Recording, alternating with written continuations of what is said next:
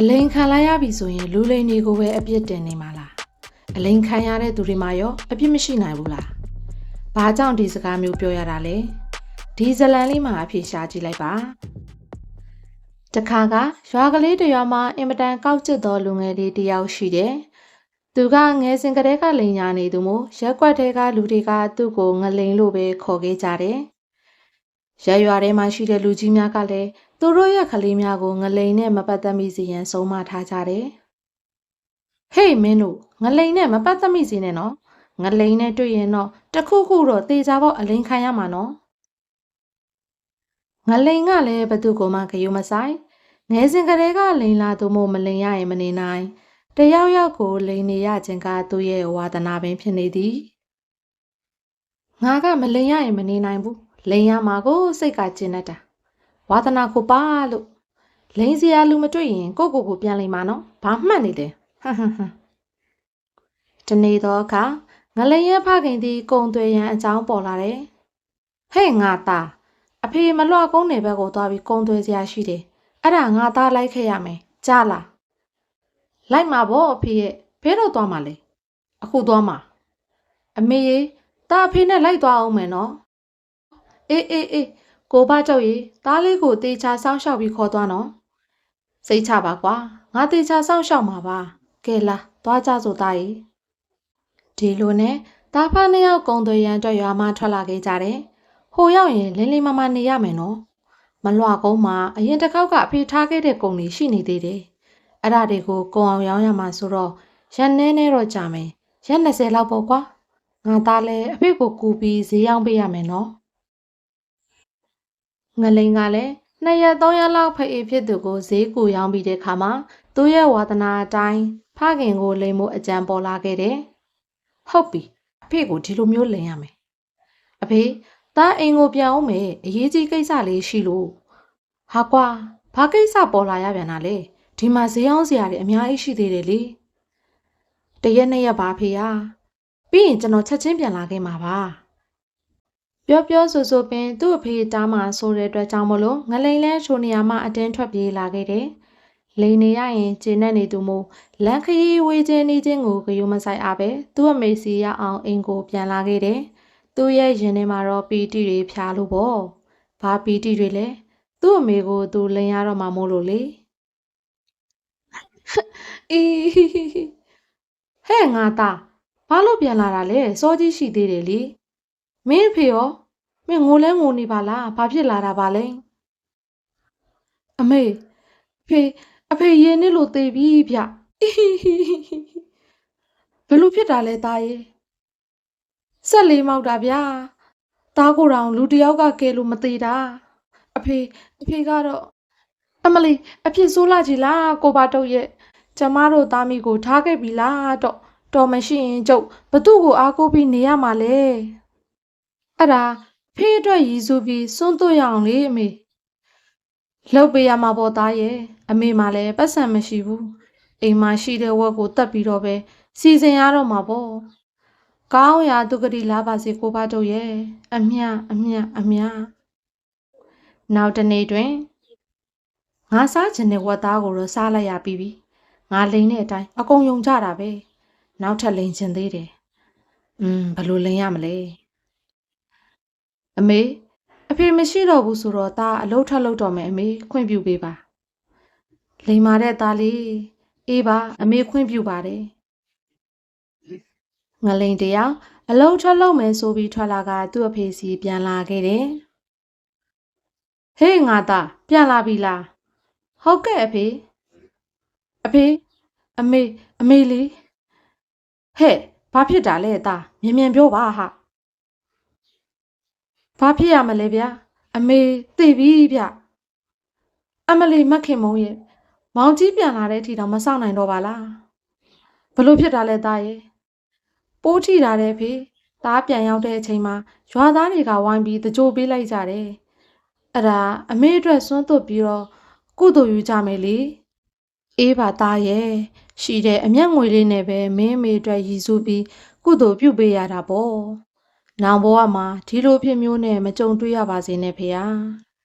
နောက်ဆုံးမှလည်းဦးတုတ်ကြီးရဲ့အမျက်ငွေတွေလည်းစွန့်တော်လိုက်ရသဖြင့်ကုန်သွားပါတော့တယ်။ပြန်ကြပါစို့သားရဲ့အိမ်မဲပြန်ကြတာပေါ့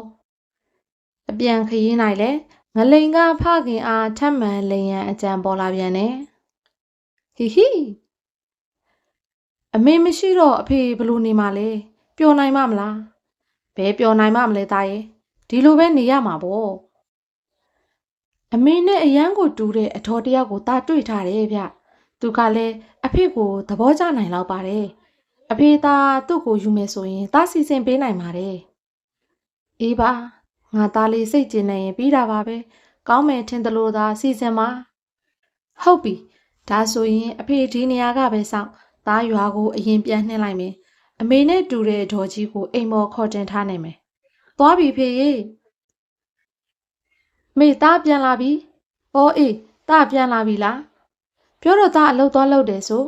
။အမေကိုပြောရအောင်မေ။လမ်းမှာအဖေနဲ့အရန်ကိုတူတဲ့လူတယောက်ကိုတွေ့လာခဲ့တယ်ဗျ။ဟမ်သားအဖေနဲ့တကယ်တူတာလား။တကယ်ပေါ့ဗျ။ရုပ်တင်မကဘူးစိတ်ပါတူတာနော်။အမေသားသူ့ကိုစိတ်ဝင်စားတယ်ဆိုရင်သူနဲ့အတူနေနိုင်အောင်သားအစီအစဉ်ပေးမယ်။မင်းဖေနဲ့တကယ်တူတယ်ဆိုရင်တော့စီစဉ်ပေါ့ကွယ်။ဒါဆိုရင်အမေဘဲမှမသွားနိုင်အောင်အိမ်မှာပဲစောင့်နေတားခေါ်လာခဲ့မယ်ဟီဟီငါလိန်သမျှအကုန်ယုံကြတာပဲဇလန်ကပိုပြီးစိတ်ဝင်စားစရာကောင်းလာပြီဘာတွေဆက်ဖြစ်မလဲဆိုတာစောင့်ကြည့်နေလိုက်ပေါ့အဖေအားလုံးအဆင်ပြေလာတယ်ပြုတ်ဝမ်းသာလိုက်တော့အိမ်မှာအမေနဲ့တူတဲ့ဒေါ်ကြီးကိုခေါ်ထားပြီးပြီဟုတ်လားသွားလေသူမခင်မုံနဲ့တူတဲ့လူကိုတွေ့ရမှာဆိုရင်တော့အလွမ်းပြေတာပေါ့ကွာဒီလိုနဲ့သားဖနှစ်ယောက်သားရွာကိုပြန်ရောက်လာခဲ့ကြတယ်အဖေတယောက်တည်းအိမ်ထဲဝင်ကြည့်လိုက်သားတော့ရွာထဲလျှောက်သွားလိုက်အောင်မယ်မျက်နှာပူလို့လေဟီဟီအေးသွားရှင်နေခုံလိုက်တာဆယ်ကျော်သက်အရွယ်ကခံစားမှုအတိုင်းပဲဟောကြည့်ပါဦးတူလိုက်တာမှအရန်ပဲခမ ्या ကသွားလေသူမခင်မုံနဲ့တပုံစံလေးကိုတူတာနော်တူမှာဘောတော့ကျမကမခင်မုံအစ်စ်ပဲဟာကိုတော်ကလည်းကွယ်လွန်သွားပြီဖြစ်တဲ့ကျမယောက်ျားကိုဘတုံနဲ့အရန်တူတာပဲနော်သိလားငါမသေးသေးဘူးဟာကိုဘတုံဆိုတာငါပဲဟာဘာတွေဖြစ်ကုန်တာလဲနေပါဦးငါ့ကိုသိပြီလို့ဘသူပြောတာလဲဘသူပြောရမှာလဲကျုပ်သားလေးငလိန်ပြောတာပေါ့အေးငါ့ကိုလည်းဒီလိုပြောတာပဲမင်းသိပြီလို့ငါ့ကိုလိန်ထားတာကုံရောင်းလို့ရတဲ့အမျက်ငွေတွေနဲ့မင်းအတွက်ရည်စူးပြီးစွန့်သွတ်လိုက်တာကုံမာရောလား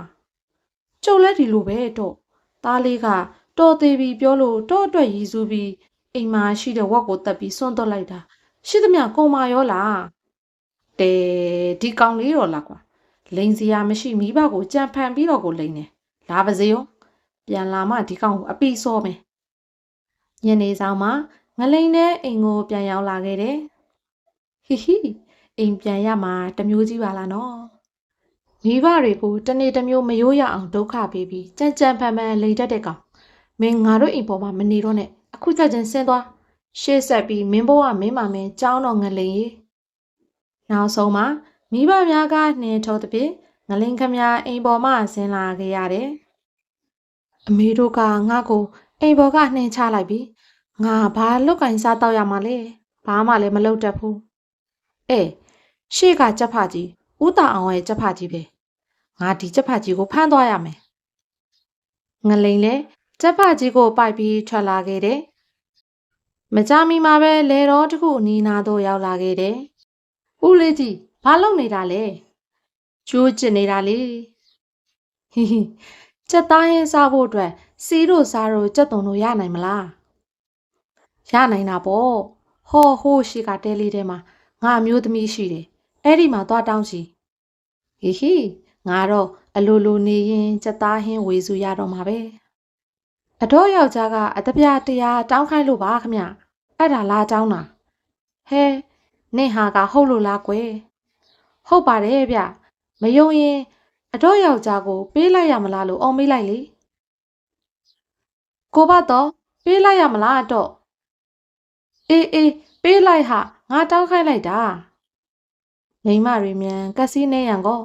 ကြက်သားဟင်းစားရမှာကိုတော့မမြင်ဘူးကြက်သွန်ပေးရမှာကိုတော့မြင်တယ်ယောက်ျားကတောင်းခိုင်းတာဆိုတော့လေပေးလိုက်ရမှာပေါ့ယော့ဒီမှာအသက်ပြတရားရပြီကွငလိန်လည်းအသက်ပြတရားကိုယူပြီးထွက်ပြေးလာခဲ့တယ်ဘိုက်တော်စားလာပြီးဟောဒီကြက်သားကိုမိခင်စားလိုက်မယ်ကောင်းတဟဟိုဖိုးကြီးကတော့ငတ်ရှာပြီငလိန်လည်းအသက်ပြတရားထုတ်ကိုပိုက်ပြီးတရွာဝင်တရွာထက်နဲ့ခရီးဆက်လာခဲ့တယ်အလေဟောဒီမှာပေါက်တူးအဟောင်းတစ်လက်ပါလားဒါကိုအသုံးချရမယ်ငလိန်ကကျင်းလေးချင်းတူးပြီးတချင်းလျင်အသက်ပြား25ချက်စီမျှထည့်ထားလိုက်တယ်ဒီတခါအလင်းခံရမယ့်သူကဘယ်သူလဲသိရတော့မှာပေါ့ဟောလာပြီရှေ့မှာကုန်းတဲ့တတိကြီးလာနေပါရောလားခရီးသွားရတာမောတယ်ကွယ်ဟောဒီနာမှာခဏနာအောင်မငါလုပ်ငန်းစတော့မယ်ဟေးလိုးတရပေါက်တူဟောဒီနေရာကိုပေါက်လိုက်မယ်အသက်ပြားတွေထွက်လျော့ဟဲ့ယာမစိုးဘူးဟာအသက်ပြား25ချက်တောင်ရတယ်နောက်တနေရာပြောင်းတူအောင်မဟောဒီနေရာကလည်းအသက်ပြားတွေထွက်ရော့လဲဟဲ့ဟာထွက်ပြန်ပါဟာဒီကောင်လေးရဲ့လိုတရပေါက်တူကတကယ်ကိုအစွမ်းထက်တာပဲဟဲ့ကောင်လေးမင်းရဲ့ပေါက်တူကိုငါလိုချင်တယ်ငါ့ကိုရောင်းပါလားတထေးကြီးရဲ့ပြောဆိုတန်ကိုငလိန်ကမကြားတလို့လုံနေတယ်လေးချင်းပြည့်အောင်တူပြီးတော့အခါအသက်ပြားတရားရလာတယ်ကျေးဇူးတင်တယ်လိုတရပေါက်တူရဲ့ဟဲ့ကောင်လေးငါ့ကိုအဲ့ဒီပေါက်တူရောင်းမလားဟဲ့ခမည်းလိုချင်နေဆိုရင်တော့ဟောဒီမြင်းနဲ့လဲလေဘလို့လဲလဲမယ်တခုတော့ရှိတယ်နော်ဟောဒီလိုတရပေါက်တူကအမြဲတမ်းအစွမ်းမပြဘူးတခါသုံးပြီးရင်9ရက်ကြာမှအစွမ်းပြတာဘာပဲဖြစ်ဖြစ်လဲမယ်ကွာရတယ်ငါတော့ဒီထက်ပိုပြီးတော့ချမ်းသာရကြည်သေးရဲ့ဒီလိုနဲ့ငလိန်ကလည်းသူ့ရဲ့ပေါက်တူကိုတထေးကြီးရဲ့မြင်းနဲ့လဲပြီးခရီးဆက်လာခဲ့တယ်ရှေ့ကအုတ်လှမျိုးဟာဆိုရင်ဖြင့်ချမ်းသာကြွယ်ဝသူတွေတိတ်ပေါ်ဆိုပဲငါလည်းအဲ့ဒီမျိုးကိုအမိပြုတ်ပြီးကြွယ်ဝလာအောင်အကြံဖန်လုပ်ရမယ်ကဲဖေသားကြီးဟောဒီအသက်ပြားတွေကိုစားလိုက်စမ်းကွာငလိန်လည်းသူ့ရဲ့အသက်ပြားများကိုမြင်းကြီးအားခွန်ကြွေးလိုက်တယ်ဟုတ်ပြီဟောဒီအိမ်ကြီးရှင်ဦးအတ္တဟာဒီမျိုးရဲ့အချမ်းသာဆုံးဆိုပဲပြမတ်တော်တွေ့ပြီပြို့တထေးကြီးကျုပ်ကိုစကားကျဲတစ်ခုလောက်ငှားစမ်းပါဗျာဘာလို့မလို့လဲကွယ်နောက်တော့သိလာရမှာပေါ့ကဲရော့ဟောဒီမှာမင်းလိုချင်တဲ့စကားအကျဲကိုင်းဖေသားကြီးရေဤပါအောင်ဟာကျုံမြင်းကပါတဲ့မစင်တွေကိုဟောဒီစကားကျဲကြီးထဲမှာအကုန်ထည့်လိုက်ပြီးရင်အပေါ်ကနေရေနဲ့လောင်းပြီးနေလိုက်တာနဲ့စကားထဲမှာအတပြားတွေကြံခဲ့ပြီပေါ့အလိုထူးဆန်းအံ့ဖွယ်တွေပါလားကိုယ်တိုင်မြင်လို့သာယုံတော့တယ်ဟဲ့ကောင်လေးမင်းရဲ့မြင်ကပါတဲ့မစင်တွေထဲမှာငွေရတပြားတွေဒီလိုပဲအမြဲပါသလားပါတာပေါ့ဗျာကျုံမြင့်ကတာမန်မဟုတ်ဘူးနော်တကိုးစွန့်ရင်ရှိတဲ့မနောသိဋ္ဌိမြင်ဒီလိုဆိုရင်မင်းရဲ့မြင်ကိုငါလိုချင်တယ်ငါ့ကိုရောင်းပါလားခမည်းကဘလောက်နဲ့ဝယ်မှာမို့လို့လေအတပြား2000ပေးမယ်ကွာဘလို့လဲကောင်းပြီလေဒါဆိုရင်တော့ကျုပ်ရောင်းမယ်နောက်ဆုံးငလိန်သည်သူ့၏မြင်ကိုတတိကြီးအားရောင်းခဲ့လိုက်လစ်ပြီဟေ့ကဲရွှေမြင်းလေးဟောဒီအစားကောင်းတွေကိုအဝအပြဲသာစားဟဟောဟိုမှာသူစားထားသမျှမစင်နေယူတော့မယ်စကားနဲ့စစ်လိုက်မယ်ငွေရတပြားတွေထက်လျော့ဟဲ့တထေးကြီးမြည်မြပင်စူးစမ်းစေကမူအချင်းနီးသာဖြေရရှာလိတဲ့ထိုအခါမှာအလိန်ခံလိုက်ရမှန်းသိလာခဲ့ပါတယ်မစင်ဟာမစင်ပါပဲငါလက်ဤပေတာပဲအဖက်တင်နေဟိုကောင်ငါ့ဘောကလင်ကကြစ်ကြသွားတယ်နေအောင်မကွာမိအောင်ဖန့်ပြမယ်ဟဲ့ကောင်လေးမင်းတို့ငလိန်ဆိုတဲ့ကောင်ကိုတွေ့အောင်ရှာကြစမ်းတထေးကြီးရဲ့တပည့်များကလည်းငလိန်ကိုတွေ့အောင်လိုက်ရှာကြပါတယ်နောက်ဆုံးရွာငယ်လေးတစ်ခုနားရောက်တဲ့အခါမှာပဲငလိန်ကိုဖမ်းမိသွားကြတယ်သွားပြီငါတော့ဒုက္ခရောက်ပြီမြို့ဝန်မင်းကပြောတယ်ဒီကောင်ကိုတုတ်တံမှာကားစင်တင်ရမယ်တဲ့9ရက်တိုင်အစာငတ်ရေငတ်ထားပြီးမှတတ်ရမယ်ကွဒီလိုနဲ့ငလိန်တယောက်တုတ်တံမှာကားစင်ပေါ်သို့ရောက်ခဲ့ရလေပြီဘိုက်စားလိုက်တာဒီနေ့နဲ့ဆိုရင်ငါထမင်းမစားရတာ4ရက်တောင်ရှိပါဘောလား9ရက်ပြည့်တာနဲ့ငါအသက်ခံရတော့မယ်ငါကိုဘယ်သူမှမကယ်နိုင်တော့ဘူးထင်ပါရဲ့လေ ငါရဲ့ဝါသနာအတိုင်းနောက်ဆုံးတစ်ချိန်တော့လိန်ချင်ပါသေးတယ်။ထိုအခါငလျင်နာသို့ဆင်ဦးစီးတယောက်ရောက်လာခဲ့တယ်။ဟေးမင်းကိုဘာဖြစ်လို့ကားစင်ပေါ်တင်ထားကြတာလဲကွ။ဒီလိုပါခမ။တရေကြီးကသူ့သမီးခင်နန်းသူစာကိုယူရမယ်လို့ပြောပါတယ်။အဲ့ဒါကျုပ်ကမယူနိုင်ဘူးဆိုလို့စိတ်ဆိုးပြီးကားစင်တင်ထားတာပါ။ဟဲနင့်အဖြစ်ကလည်းလွယ်မလို့လို့နဲ့ခတ်နေပြန်ပါပြီ။တရေသမီးကိုယူရမယ့်ဥစ္စာမင်းကဘာကြောင့်ညင်းနေရသေးတာလဲ။မင်းနဲ့ငါတော့နေရချင်းသာလဲလိုက်ချင်ပါတယ်ကွာ။ပြောနေကြတယ်မင်းနဲ့ငါနေရချင်းလဲရအောင်။ငါတော့တရေသမတ်ဖြစ်ရကြည်သေးရဲ့။ကျေးဇူးပါဗျာကျုပ်ကိုခုလိုကဲပေးတဲ့အတွက်တောင်းမယ်နောင်ကြီးရေဒီလိုနဲ့ငလိန်လဲစင်ကိုယူ၍ထိုအရက်နဲ့ဝေးရာစီသို့ပြေးပါလေတော့တယ်ပုံမြင်လေးကတော့ဒီနေရာမှာရင်တခန်းရပါပြီရှင်ပုံမြင်လေးကနေပေးခြင်းတဲ့ message ကိုရလိုက်ပါရဲ့လားဒီပုံမြင်လေးကိုနားထောင်ပြီးတငယ်ချင်းတို့ဘသူကိုအပြစ်တင်နေမလဲမလိန်ရရင်မနေနိုင်သူငလိန်ကိုလားသူ့ရဲ့မိဘနှစ်ပါးကိုလားဂျာမမဟုတ်ရင်အလိန်ခံရတဲ့သူတွေကိုလားကိုယ့်ရဲ့ခံစားမှုလေးတွေကိုဝေမျှပေးခဲ့လို့ရပါတယ်ရှင်။နောက်တစ်ပတ်မှာလည်းဒီလိုသင်ခန်းစာယူပွဲရပုံမြင်အသစ်လေးတွေနဲ့ပြန်ဆုံဖို့ channel လေးကို like and subscribe လုပ်ထားပေးကြပါဦးရှင်။လူအချင်းချင်းလှည့်ပတ်ခြင်းမှကင်းရှင်းနိုင်ကြပါစေရှင်။